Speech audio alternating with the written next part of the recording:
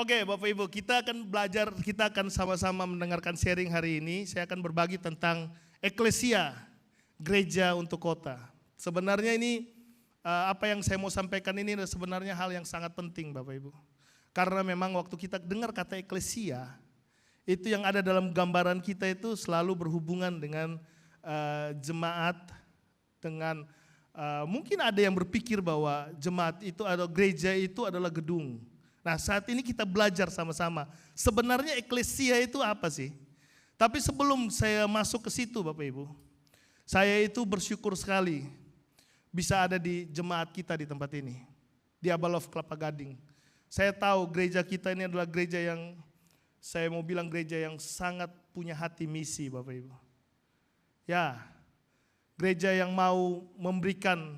Bahkan kalau Bapak Ibu kemarin disampaikan ya dari Gloria pengumuman yang datang di minggu kemarin. Bapak Ibu lihat betapa dana misi itu jauh lebih besar daripada yang lain.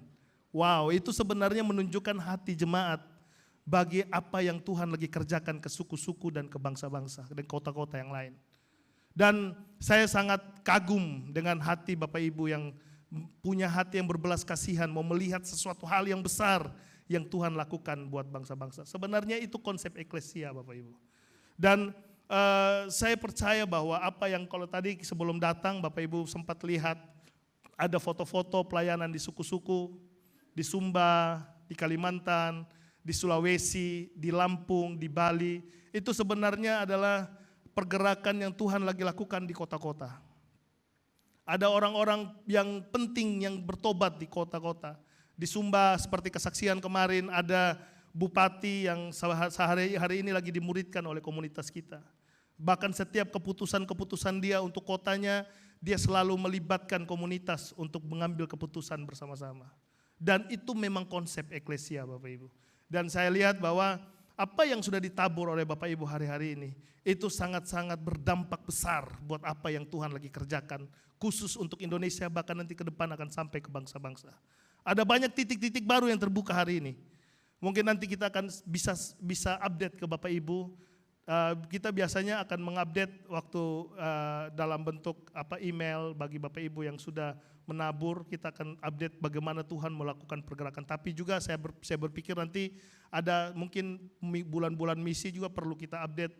Hari-hari ini Tuhan lagi mengerjakan apa. Bahkan di kota-kota yang baru Tuhan bukakan jalan-jalan untuk perintisan jemaat kota, jemaat yang akan bergerak untuk kotanya.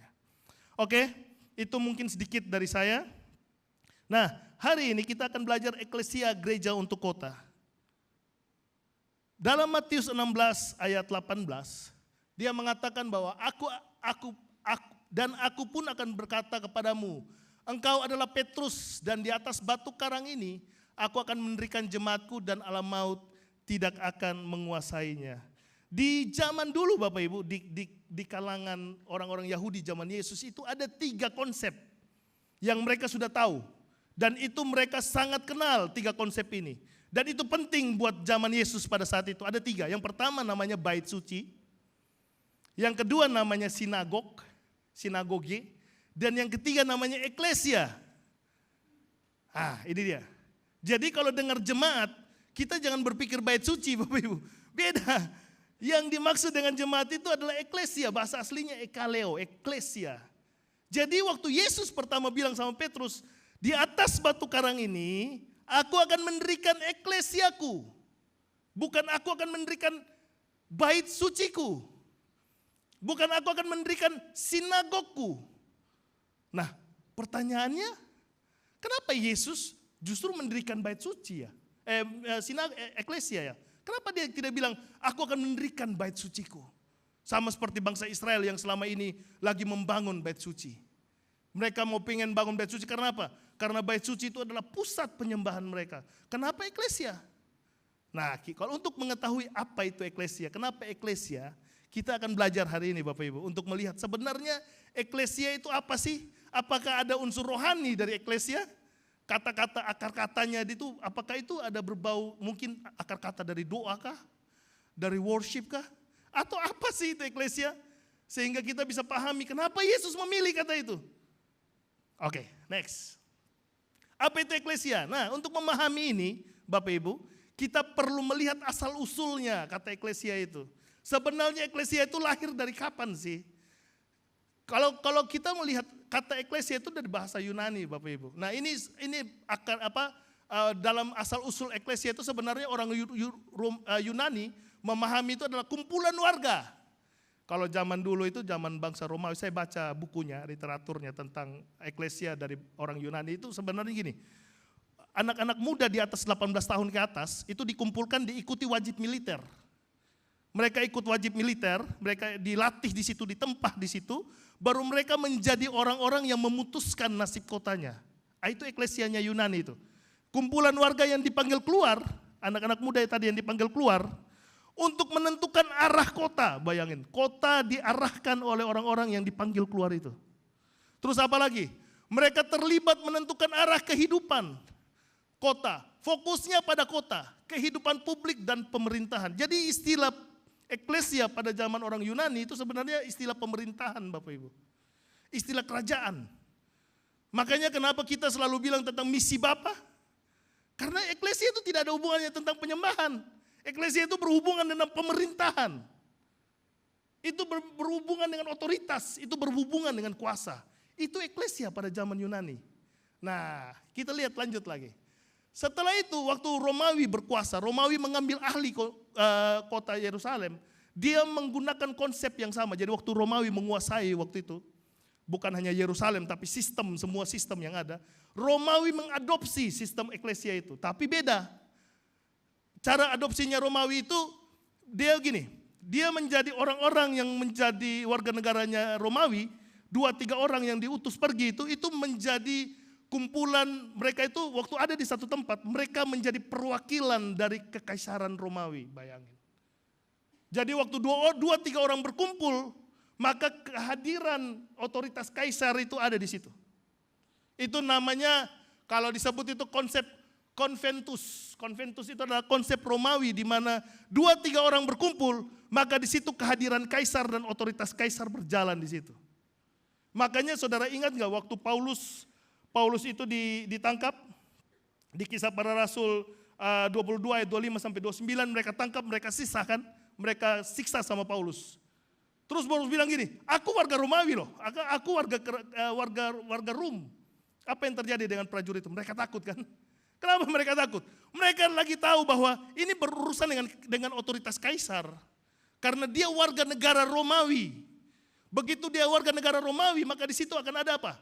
Mereka membawa identitas kerajaan Romawi. Jadi eklesia itu membawa otoritas kerajaan, Bapak Ibu. Identitasnya dia ada di situ, otoritas itu ada bersama dia. Wow. Jadi bukan hanya datang untuk kita mengerti, dan waktu saya membaca konsep ini, oh iya beda. Tuhan tidak memilih umat hanya untuk nyanyi-nyanyi, enggak. Tuhan memilih umat untuk menyatakan kerajaan Allah. Otoritas, identitas eklesia adalah waktu dia ada di situ, maka dia mewakili kerajaan itu. Itu identitas eklesia. Apalagi, dia membawa budaya kerajaan itu. Makanya begitu kerajaan itu ada di situ, maka semua budaya di situ akan berubah dengan budaya itu. Bapak Ibu kalau lihat zaman dulu berperang, begitu waktu satu bangsa menaklukkan bangsa yang lain, yang pertama dia lakukan adalah, pertama dia kasih identitas, patung yang muncul di situ. Dia taruh patung atau bendera kan, bangsa Indonesia kalau berperang misalnya lawan Malaysia, kalah Malaysia, dia taruh bendera bangsa Indonesia. Bawa apa? Yang milik ini, tanah ini adalah Indonesia. Begitu juga dengan konsep Romawi. Begitu dia menaklukkan satu bangsa, yang dia lakukan pertama adalah dia menyatakan identitas bahwa tempat ini adalah milik kaisar. Yang kedua, semua budaya dari kerajaan Romawi dia bawa semua harus dihidupi oleh koloninya atau tempat di mana dia berkuasa. Makanya eklesia di situ adalah mereka membawa budaya kerajaan. Yang ketiga, mereka membawa otoritas. Makanya kenapa orang itu waktu dia sesat Paulus punya warga negara, mereka takut. Karena itu bicara otoritas dan identitas. Oke, itu Romawi. Kita lanjut Bapak Ibu. Nah, ini yang menarik. Ketika Yesus memakai kata eklesia, pendengarnya tidak lagi membayangkan gedung Bapak Ibu.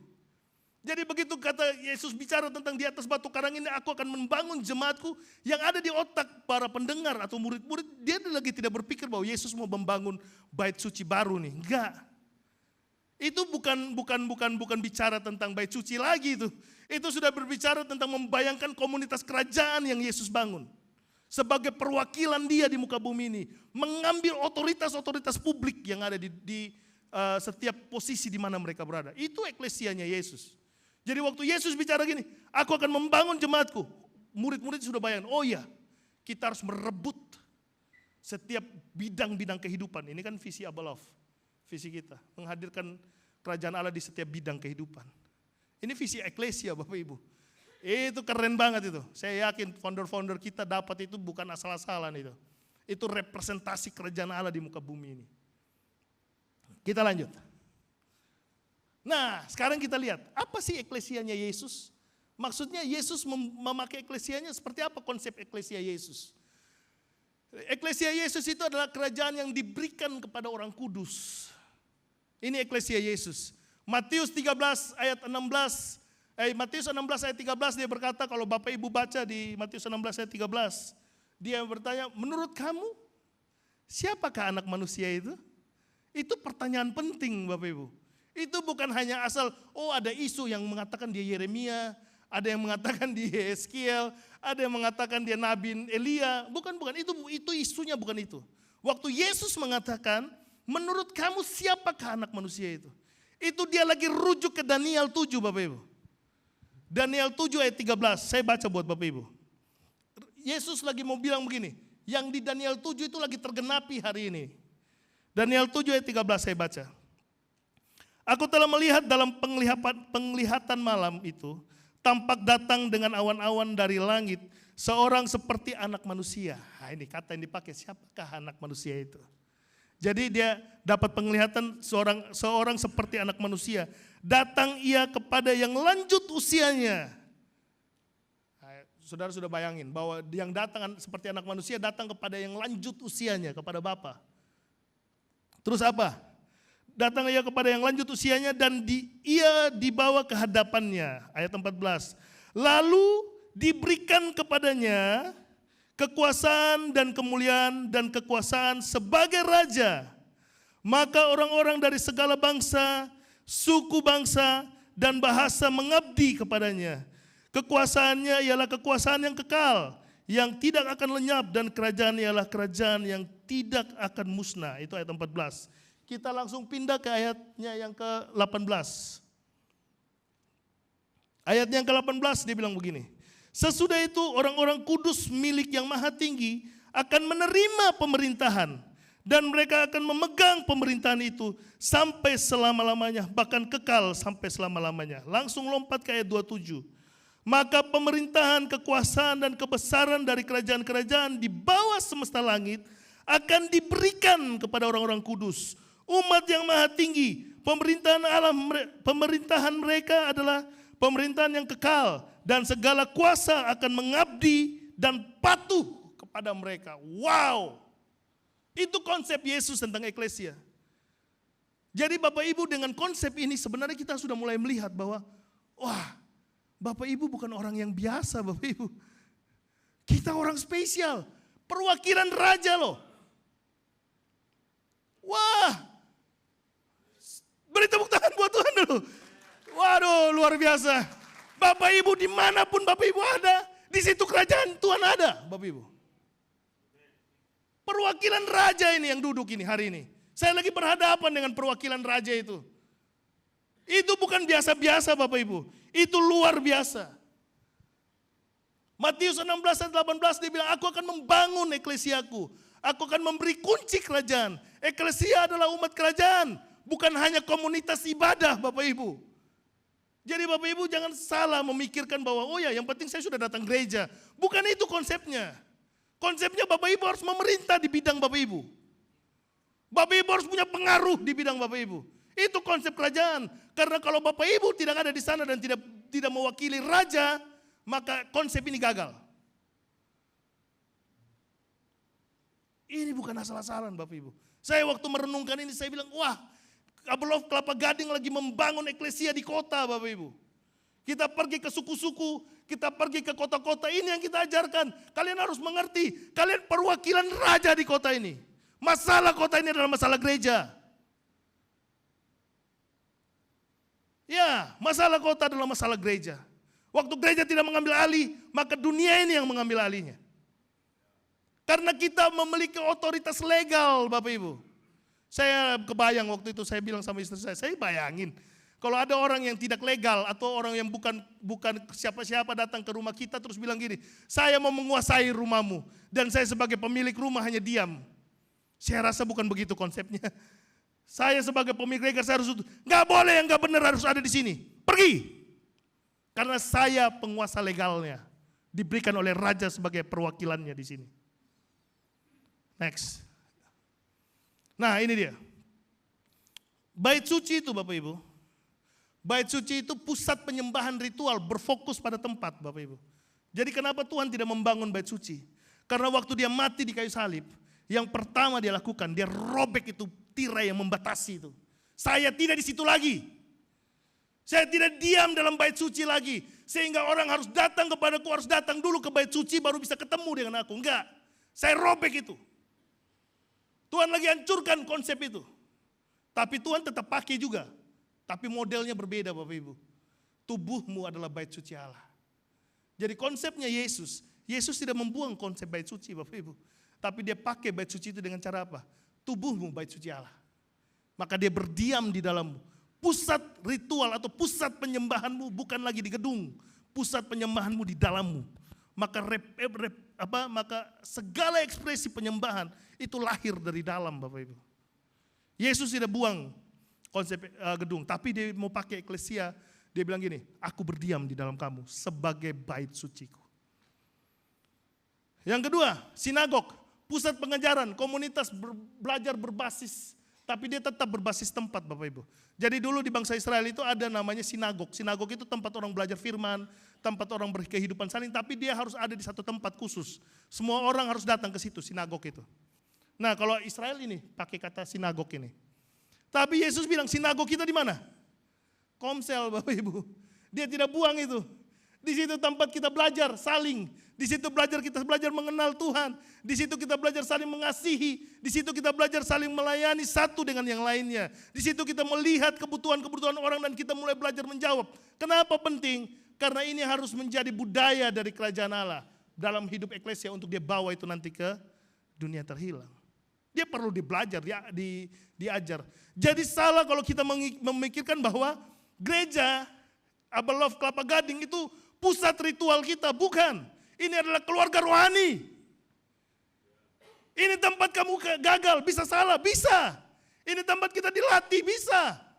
Ini tempat dikasih nilai-nilai. Nanti saya akan ada di slide berikutnya, ada poin penting yang harus kita mengerti kenapa kita harus tertanam dalam gereja lokal.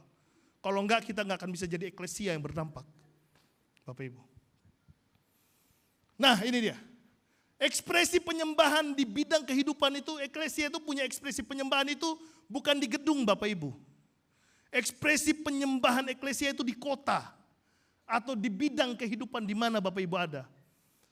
Konsep ini sebenarnya, konsep eklesia ini ada jauh sewaktu pertama Yesus menciptakan manusia, konsep ini sudah ada Bapak Ibu.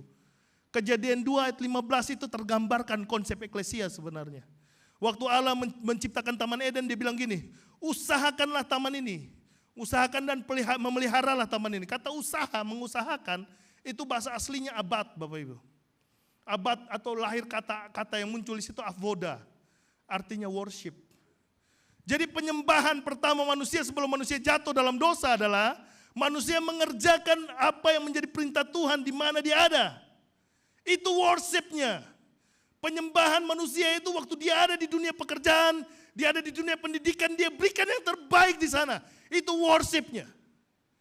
Worship eklesia waktu dia ada di dunia, di bidang kehidupan. Disitulah dia mengekspresikan hubungan dia dengan Tuhan, bagaimana dia nyatakan dalam kehidupannya. Jadi pusat penyembahan manusia, ekspresi penyembahan manusia dari eklesia adalah di kota Bapak Ibu. Di mana Bapak Ibu ada. Dari sini Bapak Ibu sudah mulai membayangkan bahwa luar biasa. Bapak Ibu ada di setiap bidang kehidupan. Disitulah mimbar Bapak Ibu. Disitulah ekspresi penyembahan Bapak Ibu. Kita lanjut. Apa yang terjadi waktu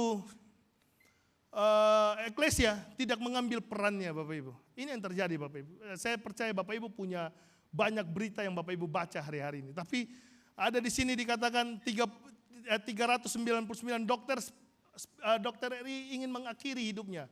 Program spesialis ingin paling bikin depresi. Saya punya anak rohani yang di dokter spesialis, saya tanya sama dia, kamu bagian dari sini enggak? Enggak lah Kak Jud, enggak lah. Iya, jangan sampai kau bagian dari sini lagi, nanti bahaya nanti. Eklesia kau depresi, gawat. Enggak Kak Jud. Tapi sekeliling saya, teman-teman saya depresi. Mereka stres dengan segala sesuatunya. Kehidupan di dalam waktu mereka ada berinteraksi dengan teman-temannya begitu banyak yang tidak benar. Ada yang selingkuh, ada yang begitu kacau balau. Dan saya menyadari itu. Tidak ada eklesia yang kita utus di dunia medis untuk menjadi warna di sana. Harusnya kita mempersiapkan orang-orang yang terbaik untuk duduk di sana. Dia menyatakan kerajaan Allah dan mengubah semua warna yang ada di sana. Remaja Indonesia mengalami masalah gangguan mental. Wah, banyak sekali anak-anak SMA yang mau bunuh diri, anak-anak kuliah yang mau bunuh diri, banyak sekali. Mereka hidup dalam free sex. Saya waktu turun ke kota-kota, bahkan di Jakarta pun update dari adik-adik yang melayani pelajar. Ini Kak, saya lagi harus ke sini sekarang. Kenapa? Dia mau bunuh diri. Oh ya, iya Kak. Lagi datang ke sini. Kenapa Kak? Ini lagi depresi. Dan lebih parahnya lagi waktu saya dulu waktu masih turun di pelajar. Jadi kita itu pergi masuk ke sekolah. Kita pemuridan dengan anak-anak pelajar, teman-temannya anak-anak di SMK 23. Kita pemuridan di sini di ujung sana juga orang-orang yang itu pemuridan juga. Tapi fahamnya faham radikal. Jadi bukan hanya eklesia yang lakukan pemuridan Bapak Ibu. Itu konsep kerajaan Bapak Ibu. Kita mewarnai setiap bidang kehidupan. Di bidang hukum, kita tahu lah, tak usah dibahas. Ya, tapi kita harus pikirkan bahwa kita harus menyiapkan orang-orang yang harus duduk di sana dan menguasai bidang itu. Berani berdiri berbeda di sana. Apa yang harus dilakukan eklesia? Hidup dalam keluarga rohani atau gereja lokal ini penting sekali Bapak Ibu. Kenapa? Karena eklesia harus dipersiapkan dulu untuk menduduki itu kan. Kita harus dilatih dulu di sana Bapak Ibu. Apa yang harus dilatih? Ya, dia harus ada dalam keluarga rohani. Apa? Untuk belajar bagaimana hidup dalam budaya kerajaan Bapak Ibu. Itu eklesia harus belajar. Satu kali istri saya cerita ke saya. Dia cerita waktu dia waktu dia kerja dulu di tempat kerja dia yang pertama, dia itu masuk, terus bosnya bilang begini, Eka, kalau nanti satu instansi telepon kamu, kasih tahu aku nggak ada ya. Langsung istri saya bilang gini, kalau ibu mau saya bilang begitu, bapak mau saya bilang begitu, bapak keluar dulu dari ruangan ini. Supaya benar bapak nggak ada, saya nggak mau berbohong. Itu budaya kerajaan Bapak Ibu. Kita harus berdiri benar, ya. Jangan takut untuk menyatakan kebenaran. Nah itu dia dapat di mana nilai-nilai itu? Waktu dia ada tertanam dalam gereja lokal. Waktu dia dimuridkan di sana. Waktu dia diajar, ada orang-orang yang memberikan hidup mengajar di sana. Dan budaya itu menjadi budaya dia waktu dia ada di dalam bidang hidup dia. Jadi gereja lokal itu penting Bapak Ibu untuk mengajar kita. Tertanam dalam gereja lokal itu penting. Karena disitulah kita belajar semuanya. Karena ini keluarga. Yang kedua, memperlengkapi. Ada banyak dari waktu setelah kita di dalam dunia pekerjaan, anak-anak rohani kita juga cerita, Kak, ada pasangan yang lagi cerai. Dia suaminya selingkuh, istrinya selingkuh, tapi datang ke kita. Cerita tentang hidupnya dia, cerita tentang masalahnya dia. Terus kita gampang sekali untuk bicara, oh ya, coba suruh dia lakukan ini, ambil waktu untuk melayani suamimu, ambil waktu untuk mulai belajar untuk belajar sepakat suami istri, itu dapat dari mana itu? Ilmu itu. Kita belajar di BPN, kita belajar di Merit Forever, Kita belajar di bagaimana parenting mendidik anak. Mereka curhat semua dan kita diperlengkapi di situ Bapak Ibu. Kita belajar semua dapat dari gereja lokal. Makanya kita penting sekali tertanam dalam gereja lokal. Kemudian baru dia diutus untuk melakukan pekerjaan-pekerjaan Tuhan di bidang kehidupan. Jadi eklesia ada di gereja lokal supaya eklesia dipersiapkan dan diutus ke domain. Makanya waktu kita ada di domain kita harus mengerti bahwa Tuhan mau kita berfungsi di sana. Jadi eklesia harus mengerti bahwa dia harus tertanam dalam gereja lokal. Supaya akhirnya apa? Supaya akhirnya dia bisa berfungsi dan bergerak di setiap bidang kehidupan di mana Tuhan taruh dia ada. Yang berikutnya, nah ini penting Bapak Ibu.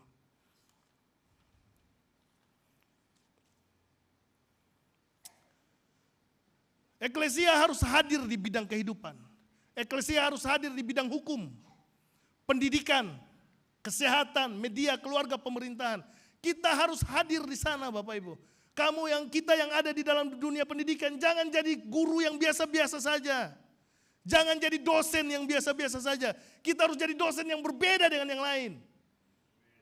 Kita harus menunjukkan kualitas kita harus bisa diandalkan di sana. Kita yang jadi dokter, jangan jadi dokter yang biasa-biasa saja. Kita jadi dokter yang berbeda, yang punya kualitas, upgrade ilmu kita. Supaya apa? Begitu orang tahu, datang, kalau kamu mempunyai masalah, kalau kamu mau datang, kamu pergi tuh ke dokter itu. Kalau kamu ketemu dia, selesai masalahmu. Ya, jadi orang yang terbaik. Saya bilang sama diri saya jadi pengkhotbah. Saya nggak mau jadi pengkhotbah yang biasa-biasa saja. Saya harus belajar, saya harus update diri saya harus belajar literatur, saya harus baca buku, saya harus mempersiapkan diri saya. Sehingga waktu saya berbicara, saya bisa menjadi berkat, bukan asal bicara. Jadi setiap bidang kehidupan kita harus jadi orang yang ahli di sana. Kalau kamu menjadi pembuat kue Bapak Ibu, buat kue yang terenak, terbaik, kasih yang terbaik di sana. Ya ini serius. Sampai akhirnya satu kali kita pergi satu komunitas, kita undang sharing khotbah. Sebelum sharing, saya selalu bilang gini, si kakak ini ada nggak ya? Karena setiap dia datang pasti dia bawa kue Bapak Ibu. Dan kuenya enak banget. Kita yang makan senang banget. Bukan hanya makan karena enak, tapi hati itu gembira banget. Dan waktu datang, Kak terima kasih loh, enak banget. Dia bilang, kau tahu nggak Jud? Saya mempersiapkan diri saya dengan baik untuk membuat kue ini. Wow, itu eklesia Bapak Ibu. Dia menjadi andalan di situ. Di mana dia berada, dia menjadi tokoh atau tanda kutip dia menjadi orang yang dibutuhkan, menjadi rumah solusi. Itu eklesia.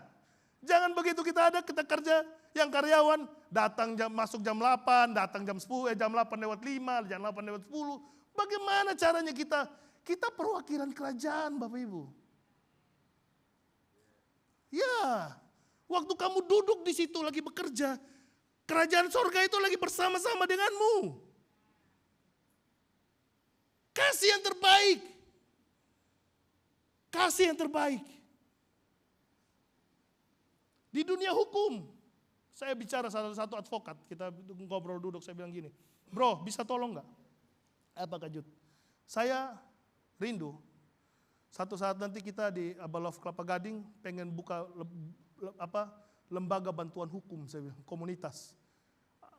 Begitu ya Kak? Iya, apa yang bisa saya tolong? Saya lagi mempersiapkan anak-anak dari daerah berapa orang yang akan ke Jakarta dan orang-orang komunitas yang ada di dunia hukum. Kita akan mempersiapkan mereka untuk akhirnya mereka bisa sekolah di sana, sekolah di hukum, lulus dari hukum itu mereka magang di lembaga bantuan hukum dan mereka diperlengkapi untuk bisa buka lembaga bantuan hukum. Kamu bisa bantu nggak? Saya bilang, oke, Kak Jud, saya kasih syaratnya ya, supaya magang di tempat saya 2 tahun minimal itu Kak. Setelah 2 tahun nanti saya akan mendampingi untuk proses buka lembaga bantuan hukum. Waktu saya bicara dengan dia, saya bilang gini, kenapa harus itu terjadi? Karena memang untuk memenangkan kasus orang harus suap Bapak Ibu. Nggak bisa nggak bayar, nggak bisa. Harus bayar sama sebagai itulah, ada berjenjang dia. Dan kita harus bayar untuk kita bisa menang. Begitu. Dan saya mau bilang gini, nggak bisa. Itu budaya yang salah itu. Dan Bapak Ibu tahu, Bapak Ibu berperang dengan budaya. Budaya dunia ini berhadapan dengan budaya kerajaan. Jangan takut Bapak Ibu. Kita berperang, eklesia itu berperang bukan dari tempat yang kalah Bapak Ibu. Ini serius. Bukan 50-50 kita berperang. Iblis sudah dikalahkan. Ya, 2000 tahun yang lalu iblis kalah. Kita berperang dari tempat yang menang Bapak Ibu. Jadi jangan takut berhadapan dengan yang tidak benar. Bapak Ibu harus percaya bahwa waktu saya bertindak benar, sorga mengikuti saya di situ. Makanya istilah Matius 18 ayat 18 ini bukan peperangan rohani ini artinya ini. Apa aku berkata kepadamu sesungguhnya apa yang kamu ikat di dunia ini akan terikat di bumi, di sorga, dan apa yang kamu lepaskan di dunia ini akan terlepas di sorga. Ini bukan tentang doa peperangan Bapak Ibu. Itu zaman dulu itu konsep rabi, konsep para rabi. Zaman perjanjian Yesus, ini konsep rabi nih. Jadi rabi itu mengatakan gini, apa yang kamu ikat itu sama dengan gini, apa yang boleh beroperasi di sini. Apa yang tidak boleh beroperasi, apa yang kamu lepas, apa yang tidak boleh beroperasi di bidang ini. Itu konsep rabaik. Jadi ayat ini mengatakan bahwa itu konsep rabaik di mana gini, sorga lagi menunggu keputusanmu untuk memutuskan sesuatu di bidang itu. Begitu kamu putuskan, sorga bertindak. Karena kamu membawa delegasi kerajaan, kamu membawa raja, perwakilan raja. Jadi keputusan raja harus kamu putuskan. Begitu kamu putuskan, sorga dukung. Jadi jangan takut Bapak Ibu. Ini penting. Kita harus tampil beda. Kita harus berdiri benar di hadapan Tuhan. Kita harus berdiri benar di bidang di mana kita berada. Aduh, sorry. Oh, lah. Bagaimana caranya? Tolong saya.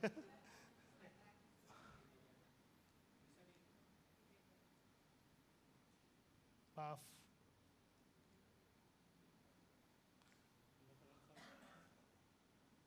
Oke. Ya. Oke. Dan yang terakhir Bapak Ibu, ini yang terakhir Bapak Ibu. Saya tahu Bapak Ibu udah, aduh dia bicara lama sekali. Ini yang terakhir Bapak Ibu. Kobarkan karunia roh. Bapak Ibu harus tahu, karunia roh diberikan Bapak Ibu. Untuk Bapak Ibu pakai untuk melayani dunia yang terhilang Bapak Ibu. Bapak Ibu ingat kisah para rasul 2? Waktu, kisah para rasul 1 ya? Atau 2? 2 ya? Kisah para rasul 2, maka penuhlah mereka dengan Roh Kudus, lalu mereka mulai berkata-kata dalam bahasa lain, seperti yang diberikan roh itu kepada mereka, mengatakannya. Waktu murid-murid dipenuhi oleh Roh Kudus, pada saat itu juga mereka keluar di luar, untuk memberitakan kerajaan Allah. Bapak Ibu harus tahu, pakai karunia Bapak Ibu. Pakai karunia melayani untuk melayani orang di bidang itu. Pakai karunia memimpin untuk memimpin dengan benar. Pakai karunia yang ada yang Tuhan, pakai karunia belas kasihan untuk memberikan belas kasihan Tuhan kepada orang lain. Di bidang di mana Bapak Ibu ada. Layanilah semua orang, kasih yang terbaik di sana. Maka Bapak Ibu akan melihat banyak orang yang datang sama Tuhan. Satu kali kita punya anak rohani, dia dokter juga, dokter spesialis. Dia cerita sama istri. Dia bilang gini, Kak, saya lagi di teman-teman spesialis saya, lagi duduk ngobrol dengan saya. Terus saya dapat pernyataan Tuhan, bahwa Tuhan mau buat komunitas di sini. Saya bicara tentang teman-teman saya, bahwa Tuhan mau buat komunitas bersama-sama dengan kita. Tuhan mau buat kita ada sama-sama dalam satu kelompok supaya kita bisa bicara tentang Tuhan, saling mendukung, saling melayani satu yang lain supaya banyak orang bisa kenal Tuhan di situ. Dia ajak teman-temannya. Dan karunia yang dia punya, karunia yang dia dengar dari Tuhan dan disampaikan itu teman-temannya merespon dengan baik. Sehingga cerita mereka akhirnya buat komunitas itu di sana. Dan apa yang dampaknya Bapak Ibu? Datanglah beberapa teman-teman dia belum menikah, tapi datang teman-teman dia yang dari seberang datang. Curhat ke dia, Vika, kakak mau curhat. Kenapa? Kakak hari ini ada suami selingkuh. Dan hari ini kami mau pisah. Kami lagi dalam kondisi yang gak benar. Ada temannya datang, saya lagi lakukan yang gak baik ini. Saya lagi sianati suami saya. Saya lagi begitu banyak masalah yang ada di situ. Dia pakai karunia itu, karunia menasihati. Dia bicara sama orang itu. Dia bicara tentang kebenaran. Dia suruh kamu harus mengambil waktu untuk datang sama Tuhan, berdoa. Kamu harus, dia dinyatakan kebenaran itu. Karunia itu dipakai, Bapak Ibu tahu. pengajaran tentang merit forever, pengajaran tentang BPN, waktu kita dengar mungkin kita ngantuk-ngantuk ya. Di sana itu dibutuhkan sekali loh. Begitu bicara itu kebenaran yang wow gitu. Itu sangat-sangat penting buat mereka. Mereka sangat sampai menangis. Mereka bilang, ini tidak pernah kami dapat. Kenapa nggak pernah didapat?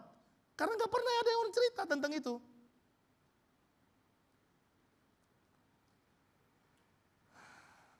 Mari Bapak Ibu, kita warnai dunia ini. Kita warnai bidang kehidupan di mana Tuhan taruh kita ada.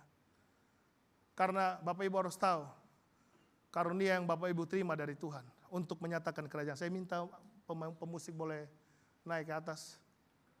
Mari kita ambil waktu sejenak Bapak Ibu. Kita bangkit berdiri semua.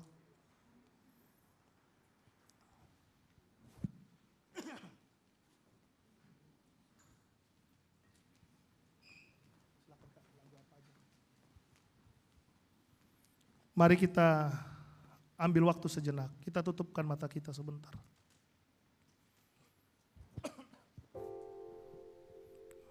Sang Raja mencari orang yang menjadi perwakilan kerajaannya di muka bumi ini, Bapak Ibu. Dia menemukan Bapak Ibu. Kalau Bapak Ibu percaya sama Yesus, berarti Raja itu lagi menemukan Bapak Ibu. Waktu dia ketemu sama sama Petrus, waktu Petrus bilang engkau Mesias, Raja yang diurapi. Pada saat itu Yesus bilang, yes, aku menemukan eklesiaku. Hari ini Bapak Ibu berdiri di hadapan Raja itu. Dan Bapak Ibu, saya percaya kau Mesias. Yesus dari sorga berkata, aku menemukan eklesiaku sebagai perwakilanku. Bapak Ibu, mari kita melihat kembali di mana domain kita ada. Bidang kehidupan di mana kita ada, bagaimana kondisinya. Para pengusaha dengar baik. Kau sudah menjadi gembala buat orang-orang yang karyawan-karyawanmu. Tapi kau dipanggil bukan hanya untuk itu. Kau harus mewarnai rekan pengusahamu. Supaya pada berdiri pengusaha-pengusaha yang takut akan Tuhan. Yang mengerti mereka ada untuk kotanya. Yang mereka mengerti bahwa mereka harus hidup untuk kotanya. Jangan egois. Kita udah terima semuanya. Kita harus berbagi kasih itu pada orang lain. Yang di dunia pendidikan, Bapak Ibu harus tahu dunia pendidikan saat ini tidak lagi baik-baik saja. Benar. Faham radikalisme udah penuh saat ini. Eklesia ada di sana. Eklesia harus berdiri di sana. Eklesia harus menyatakan kerajaannya di sana. Dunia medis, dunia semua. Setiap bidang kehidupan, dunia media, warnai media itu dengan kasih Kristus, mewarnai media itu dengan cinta akan Tuhan, supaya orang tidak hanya terima dari sisi yang berbeda. Bapak Ibu, saya ingin rindu kita sama-sama datang saat ini, berhadapan dengan Raja itu. Mari rendahkan diri kita.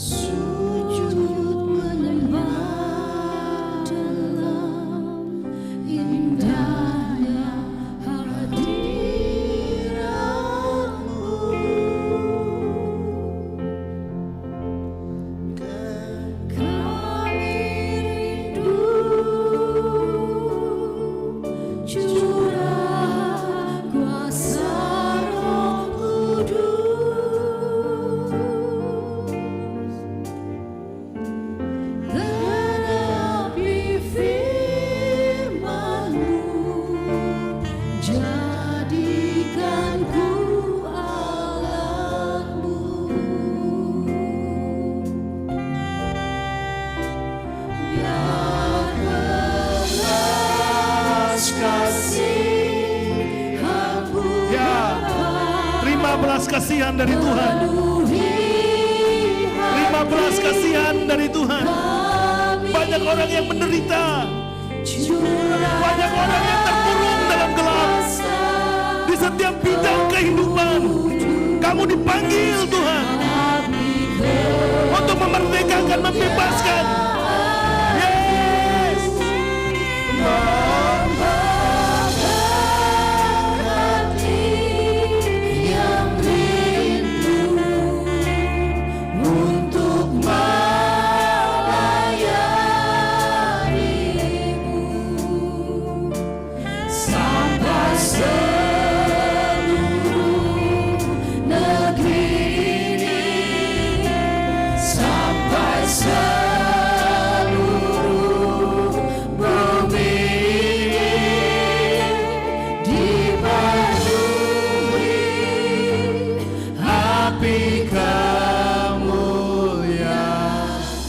Saya mau berdoa buat Bapak Ibu di setiap bidang kehidupan. Bapak Ibu harus tahu, Bapak Ibu harus menerima kuasa dari Tuhan. Bapak Ibu adalah perwakilan kerajaan. Kami sebagai hamba Tuhan di tempat ini, kami rindu mendoakan Bapak Ibu. Tidak usah taruh tangan di dada aja, kami mau berdoa. Aku berdoa Tuhan, biar hati Tuhan mengalir buat setiap jemaat di tempat ini. Penuhi mereka dengan hati Tuhan. Penuhi mereka dengan kerinduan dan isi hati Tuhan. Biar mereka kuat untuk membawa kerajaan Tuhan. Mereka akan mengalami banyak tekanan di sana Tuhan. Tapi kami percaya kerajaan-Mu beserta mereka. Mereka akan mampu menghadapi segala situasi karena Tuhan bersama mereka. Berkati hidup setiap jemaat yang ada di tempat ini. Di dalam nama Tuhan Yesus, kami berdoa dan mengucap syukur. Terima kasih Tuhan. Terima kasih. Haleluya. Amin.